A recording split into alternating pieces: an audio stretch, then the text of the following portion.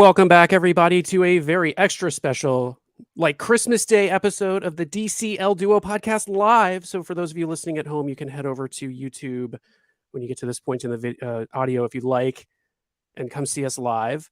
Got a very special guest with us today, our owner of our show sponsor, My Path Unwinding Travel, Karen. So let's welcome Karen into the show. Hey, Karen.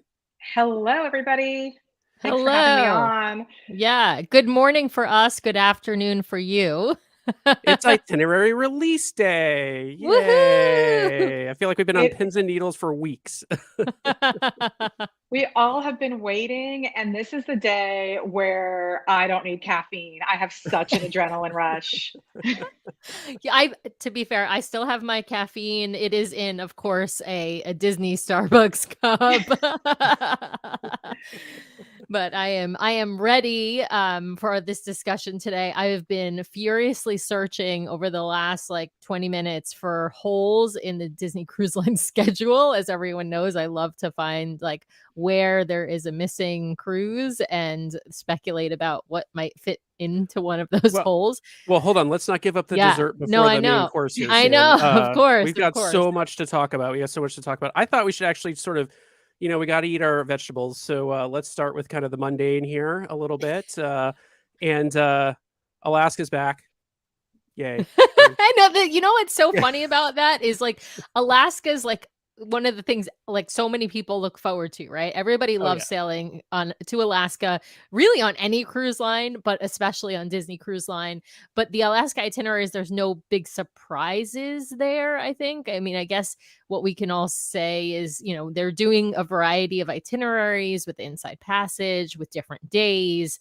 But that's kind of what they always do. Anything that you noticed in particular? This is all on the Disney Wonder, of course. Karen, anything you noticed in the Disney Wonder that looks different than prior years? Everything looks pretty similar. It is kind of the standard bread and butter for Alaska cruises on Disney Cruise Line. And, we have the standard 7-night itineraries. We have a few going to Icy Strait Point. And we do have that 9-night is coming back July 15th. So I think that's always a fun itinerary because, to get a little bit more time in on the ship and to go to Victoria, which is an amazing port. Yeah. And then there's that 5-night that's being offered July 24th, which is really just, I think, a teaser. Yeah. Honestly, that to me, as much as of course, going to Alaska sounds amazing. It's just the 5-night and only going to Ketchikan and then obviously doing the glacier viewing. I don't know that it's actually a port stop, although maybe there is an excursion. I can't really tell from what they've released here for July 24th sailing. But yeah, it seems like, I don't know. I mean, wouldn't you want to do a 7 or a 9-night in Alaska and actually get to go to Juneau, get to go to Icy Strait Point? I mean, maybe get to go to Skagway. Just the 5-night just seems like too little. I think it's a teaser, and the only thing that I can think of is that if you can somehow combine it with an Adventures by Disney, the ports actually don't line up that well, but if you're already out there, once we have those Adventures by Disney dates for 2024, maybe there's some way to make that work out. Yeah. The only thing is you're going back and forth from Vancouver, right? So you'd still have to fly from Vancouver. It would be different. I feel like if it was a one-way that ended in Alaska, like you got off in Juneau or Ketchikan. Exactly. And then you could catch an ABD. That would be fantastic. But yeah, I think it just seems like not to say that once you're in Vancouver, it's no longer a cross-country flight, but it's still a significant flight to get up to Alaska. I mean, I know for us, it is from the Seattle area. That's true. Yeah. I guess it does give, those of you in the Pacific Northwest and the Vancouver area just an opportunity for a quick getaway. Yeah. I wonder if that's a long weekend. We did have a comment from someone hoping that they would see a Seattle cruise or two, hopefully soon. Disney moved away from Seattle a long time ago, so that's not in the cards as of yet. We had heard over the pandemic some efforts to enter a port agreement here in Seattle, but we think that was kind of a stopgap measure that they might try to sail out of Seattle to bring the cruising back. But yeah, a couple folks too. I just want to say we've got Jessica Sparto watching with us. Enjoy your lunch, Jessica. Spataro, I'm sorry. Enjoy your lunch, Jessica. We hope we entertain you here. And of course, our good friend Chris Dorbeck saying hello. Hey, Chris. And Mercedes Batris, I hope I'm getting that right, saying hello. Hi. And someone on Facebook saying that they were getting ready to watch as much as they can before they head to a work meeting. So we'll try to get to the dessert as quickly as we can. So yeah. So one thing I just said about the Alaska cruise, that 5-night, it's not a weekend, it's a Monday. So you have to still take off the week, even if you're in the Pacific Northwest. So not that one's probably the one disappointing one out of the Alaska selection. But I think we should move on to the Wish. Let's talk. Europe's up on the screen. So let's talk Europe while we're here. And then we can head up a page where the real fireworks are happening. That's where the dessert is. So let's eat our main course and talk about Europe. Always an exciting destination for Disney. Always a pricey destination, but a lot of fun. Yeah. I just want to start by saying I am stoked by some of those Norwegian fjords. Oh my sailings. God. There's some new ports on there that we didn't stop at when we were there. And I'll tell you what, if you get a chance to go to the Norwegian fjords, do it. It's amazing, and it's a fabulous substitute if you want to try to do Norway instead of Alaska. So there's quite a few different ports on this list, and we know Disney teased this a few days ago. They actually sent out this thing that sort of had like longitude and latitude, and it was actually a mishmash, so we weren't sure what they were. I think those. I could never get any of those to work out to match up to any of these ports, but maybe they'll give us a decoder ring.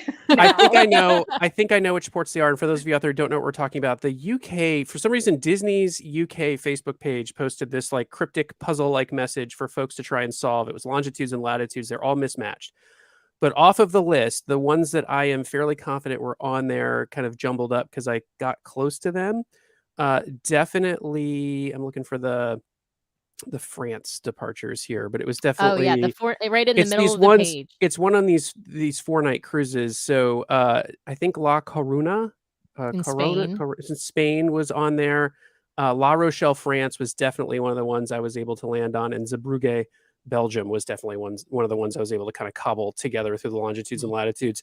I didn't get them all. So yes, I would love to see the hints or the solutions from Disney Cruise Line. If they can post those at some point, that'd be fabulous. And to be fair, Brian is actually a puzzle like master. He does all kinds of like puzzles where you have to decode stuff. I don't do any of that. So it's not surprising to me that he was able to decode some of that. But yeah, so the middle ones that Brian's talking about, if you're looking at our screen right now on the PDF, the Western Europe itineraries, there's a bunch of 3- and 4-night and 1 5-night on this list out of Spain and out of France and out of Belgium. Or actually, sorry, I shouldn't say out of. They're all actually out of Southampton, England, but they go to Belgium, Spain, and France, depending on the itinerary.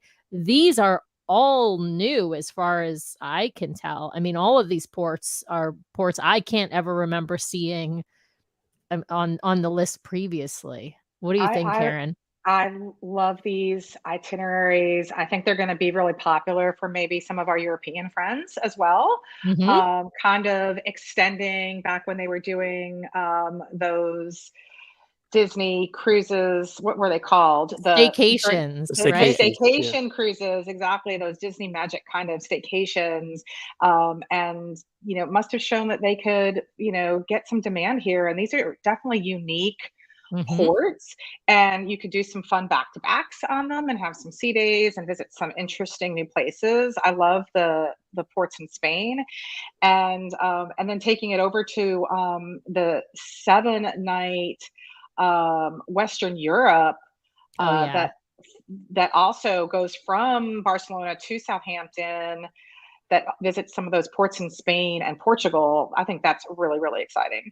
Oh yeah, I think you're right. I think the Western Europe cruises, particularly these shorter itineraries, they're probably hoping to get more of that UK market as their target audience for those, as opposed to the longer ones will probably be more of a mix of Americans and maybe Brits as well, but certainly will be American heavy. I think those UK staycations were incredibly popular for introducing that UK audience. So I think this is a great balance of let's keep the audience from the US interested, or the US and elsewhere interested, but let's also give a nod to our friends in the UK who might want to take a shorter sailing, kind of, opens up those like Miami style sailings or the Right. dream sailings that we used to get Right. for that audience. I am hoping they replicate this for Australia in the future releases. So there's a little something out there for the people who want to fly all the way over and see more of Australia and New Zealand. And then there's something for the local crowd as well to keep their interest. So I think it's great. I think these itineraries look fabulous. I think anytime you can get to Europe on Disney Cruise Line, it's going to be a lot of fun. I will say it's going to be nice too because it's the Dream's over there for the European season, which is always nice, and some great looks like newer or at least ports they have not been to recently coming onto the list. So yeah, Right. Europe And we're cruises look looking for fantastic. and we're looking forward to hearing about folks who are on European sailings this summer, because this is the first time that the first time in a long time, I should say, that the Disney Dream Yeah. will be over in Europe, because it's been the magic for many years now. So we'll see. And, this year, 2023 will be the first season for the Dream in Europe again in years. And then 2024 will be its second summer season there. In 2035, maybe we'll see the Wish head over there because that's how long it seems to have taken them to transition ships to Europe. So, but for 2024, someone asked which ship was heading over, and it's the Dream. So yeah, It is the Dream, and I think it's going to be really interesting to hear the feedback about having the larger ship. That a part of why I first sailed on Disney Cruise Line was on the Magic in the Mediterranean because it was a smaller ship.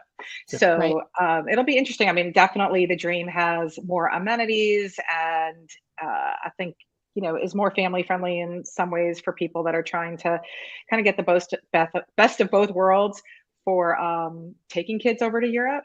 But so we'll see the feedback. It'll be interesting.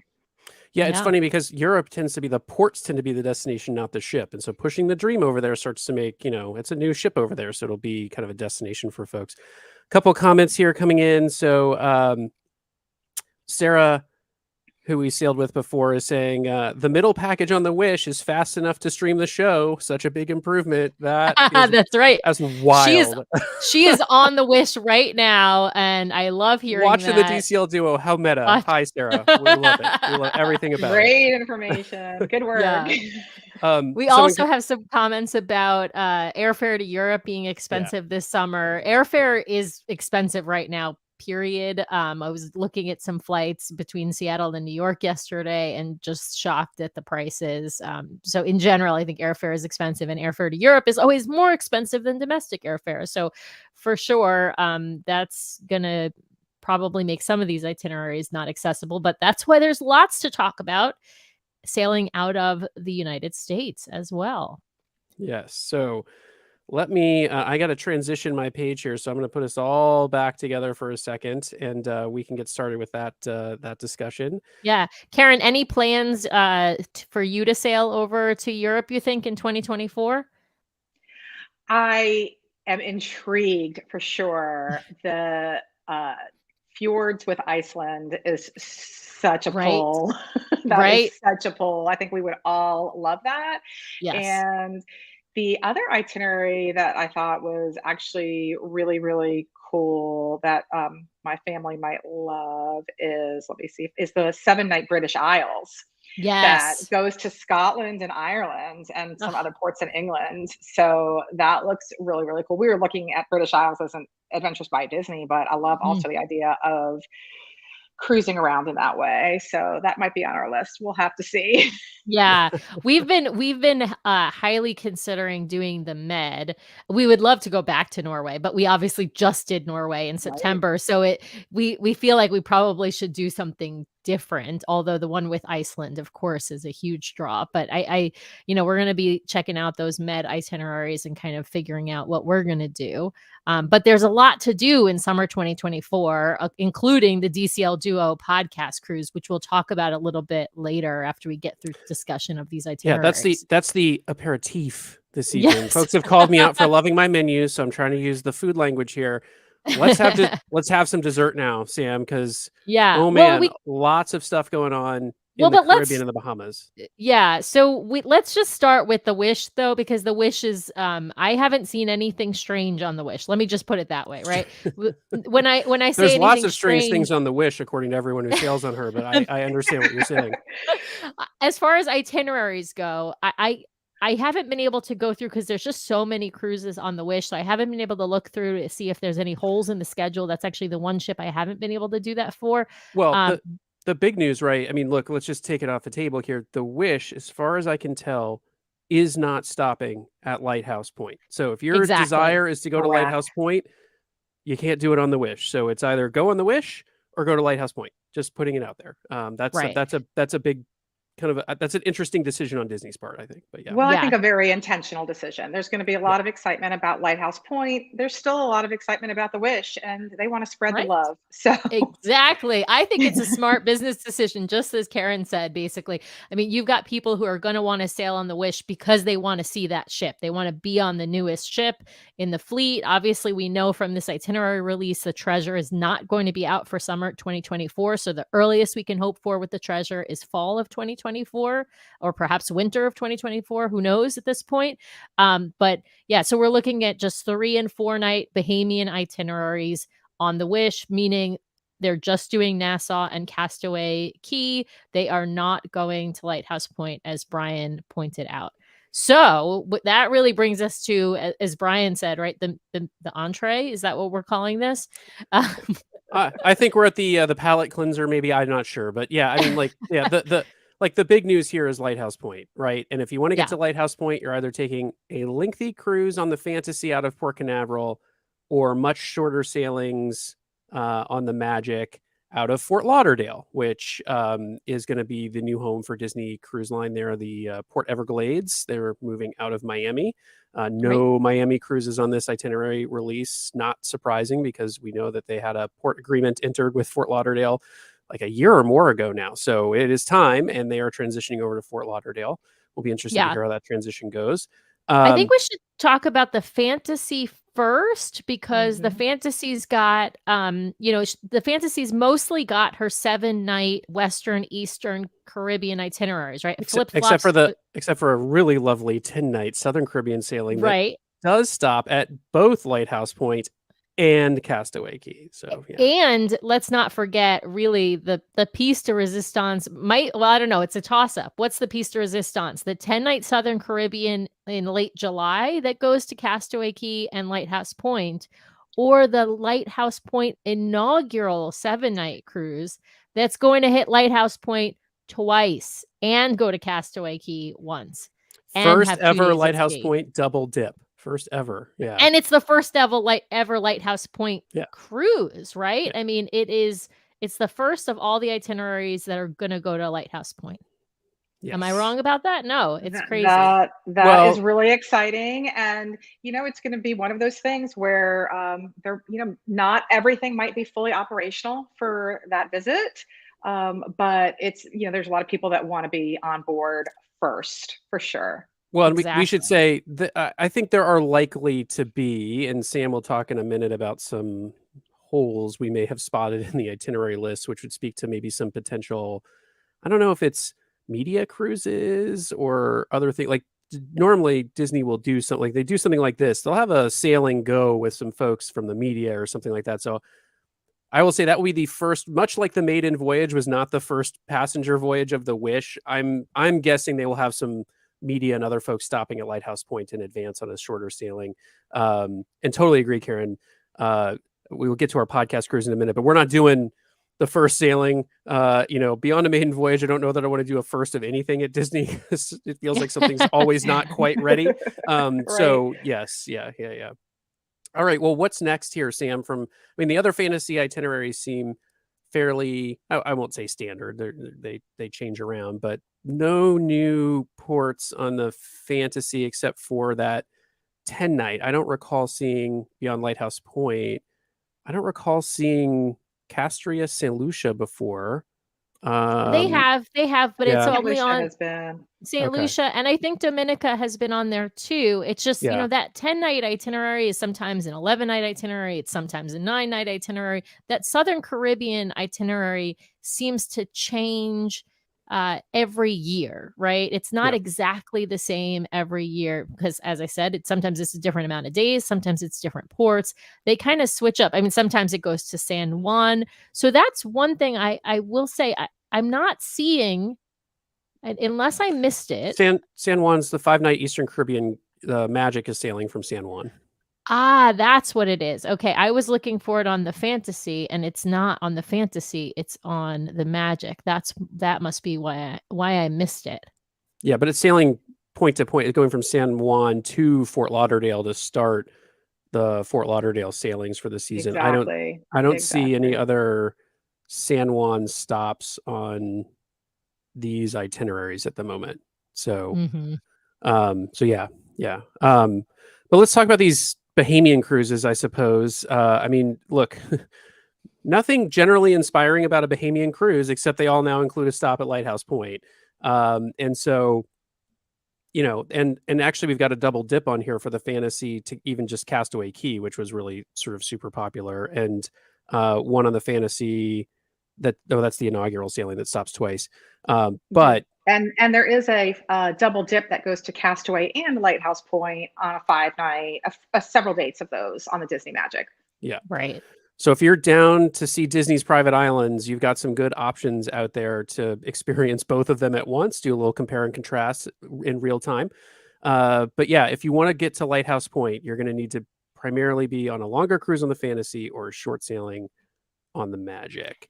Yeah, not too short though. I mean, there's 1, 2, 3, 4, 5-night Bahamians on the right-hand side. If you're looking in the middle of the page that we've got up in front of us right now, the 5-night Bahamians from Fort Lauderdale on the Magic. There's 4 of them, and all of those stop at both Castaway and Lighthouse. So we'll call that the new double dip, I think, because it's a little different than just a Castaway. Well, I don't know. You can't call it a triple dip because it doesn't stop 3 times. I'm going to call the Lighthouse Point inaugural, that 7-night. That's a triple dip. I'll call that because it's got 2 stops at Lighthouse, once at Castaway. But yeah, I think we're going to have to figure out new names for double dip because is it double dip when you go to Castaway twice now, or is it double dip when you go to Lighthouse and Castaway? Yes. Well, Sam, why don't you put your Deerstalker cap on, because you played Sherlock Holmes this morning and mapped all of these out, and you've said that you've spotted some potential holes in the schedule for these ships, which is a little surprising to hear. But yeah, what are you seeing? Okay, so this is the list. I'm going to start with the Wonder because I found 2 holes in the Wonder schedule while it's doing its Alaska season out of Vancouver. And please, if anybody finds something that I'm missing, correct me if I've got this wrong. But I don't see anything on the calendar for that Alaska season from September 1st through 6th, which is basically a 5-night hole. I see a September 6th. I see an August 26th, but there's a missing 5 nights in between those 2. Sam, I think that might be an error because I am looking on actually the booking page. Okay. I think that there's some discrepancy. So let me see what I can pull up here. Okay, that's helpful. The other hole I noticed, so you can check this one too, is September 13th through 16th, also on the Wonder, which would be a 3-night hole. On the booking page, that lists the itineraries and kind of the, teaser pricing coming soon. It does show September 9th through 16th and September 16th through 23rd. Okay. For the 7-night with glacier viewing and Skagway, Juneau, and Ketchikan. Yeah. Okay. A hole in the Alaska season would have been very surprising to me unless they needed a quick dry dock for something. So yeah, fair. I will say I did this from this PDF sheet because it's almost impossible to do it from the booking pages. Well, and so so I think it must just be a typo on the PDF. And it's great that you caught that though, because we can correct it and repost. Yeah. So what else did you see, Sam?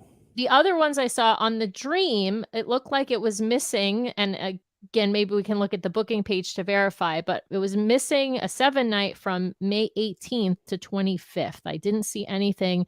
So it's basically when it's right after the crossing. So the transatlantic crossing is May 5th. it would get in on the morning of May 18th. And I didn't see anything on this page again for May 18th. So, And it's that is possible. a verified gap from what I can see as well. All right. Interesting. So there's a right after the crossing and lands in Barcelona, there's a 7-night hole in the schedule. So we'll see what that, maybe there will be nothing. Maybe she'll be dark and they'll be doing some work on her. We don't know. Could also But be local. Could also be a local media kind of events and stuff. Since it's the Dream's first time into. Well, no, the Dream's first time into Europe will be this year. So no, that doesn't make sense. Yeah. Maybe they just figured out they needed, since they ran out of beer on the Norway cruises for us, they needed a lot of time to load the kegs on. I don't know. That's an interesting gap, though. It Maybe could also will be some kind of dry dock situation out there. Sometimes they also leave gaps because, we don't know anything, but sometimes they leave gaps because like DVC is going to be doing a cruise and maybe they haven't announced it yet. So possible. I don't know if DVC doing a member cruise in Europe, but it's possible. That feels like a difficult sell out for a ship of that size to exclusively DVC, but those DVC cruises are super popular. So maybe they got a Europe member cruise coming. Yeah. Maybe. So the other 2 holes that I noticed in the schedule in the Magic, which I think are probably the most interesting because they're around the time that Lighthouse Point is going to be, starting. On the Magic from June 6th through 9th, which looks like a 3-night hole in the schedule to me. And nope, it's a Lighthouse Point preview. Never mind. It's right there. It's a preview cruise. Okay, so that I wonder if that cruise, so now we see that on the page, the 3-night Lighthouse Point preview. I wonder if they'll reserve a lot of that for media and travel agents to do.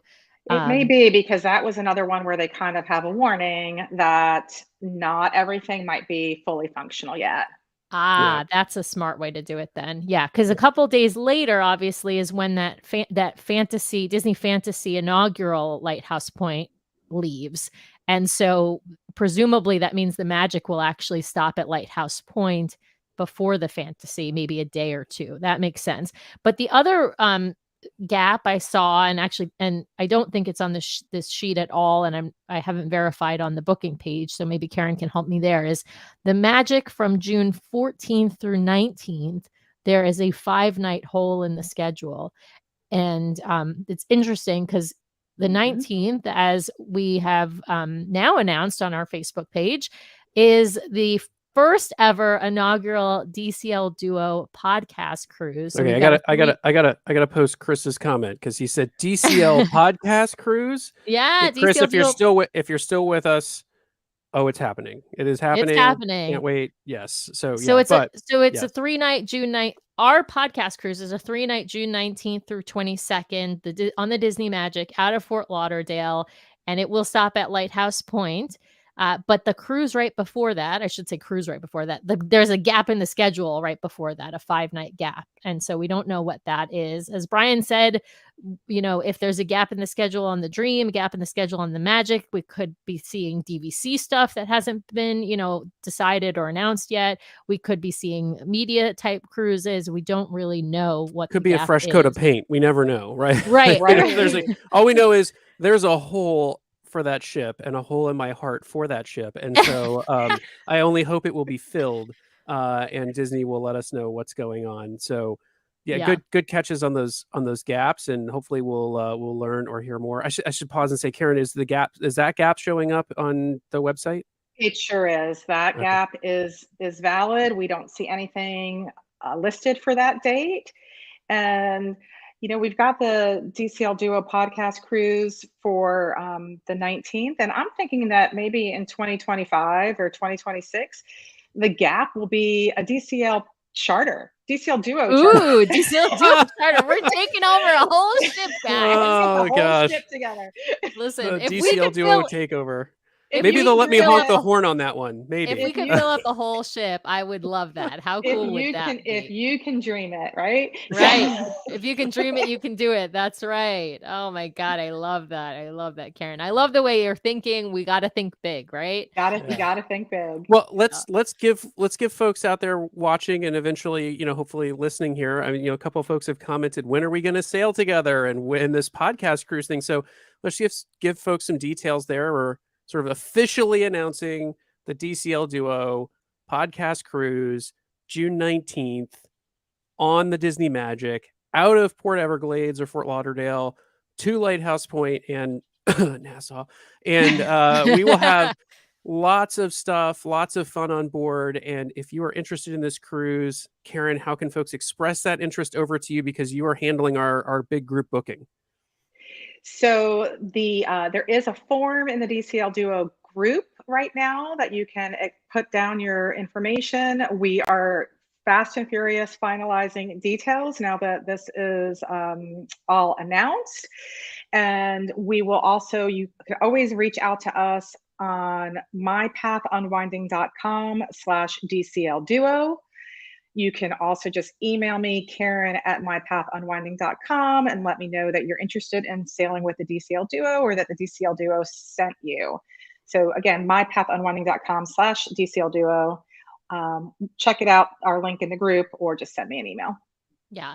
And if you want to book that cruise and be on the podcast cruise with us, then please do not get on and book it yourself on Monday. You need to be booking it through Karen's agency, My Path Unwinding Travel, in order to be included in all of our events and to get all of your exclusive swag on board. So do it that way. Whether you're platinum, gold, whatever, it does not matter. Your status does not matter. You will be booking it through Karen's group, and we will have a reserved block of rooms. But we need to have that information on what kind of, what room type you want, and that you, the level of your interest soon, because we do have to get that reserved block before booking starts on Monday for platinum cruisers, because we don't want them to book up the whole cruise ship and then we don't have anything left for our group, right? Exactly. Yeah, and we're still formulating our plans on board, but I can all but guarantee that we will do some kind of live show recording on board. Perhaps we wish it was on the Wish, based on Sarah Torch's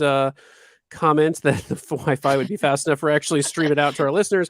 But we will be doing something live on board, so folks can ask questions. We can include you in the show, and I'll just put it out there. If you decide to book the Royal Suite, I might be able to get you in on the a DCL Duo sign here. I'm trying to get my finger there. There it is. I will give you one of those if you book a Royal Suite on board for our podcast cruise. But yeah.